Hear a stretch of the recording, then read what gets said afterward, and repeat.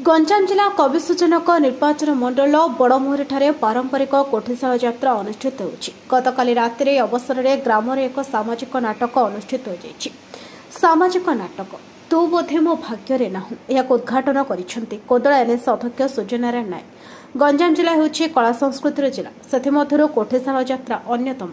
जिलार विभिन्न स्थान में अनुष्ठित होछि कोठीशाला यात्रा। कविसूचनकर ब्लॉक अंतर्गत बड़मुहरी पारंपरिक यात्रा अनुष्ठित होछि।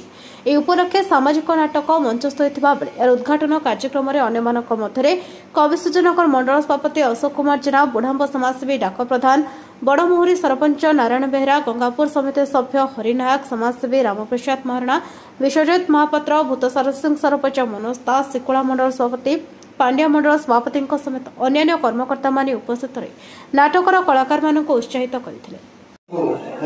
नमस्कार आ समस्तंकु नमस्कार। गोटे आज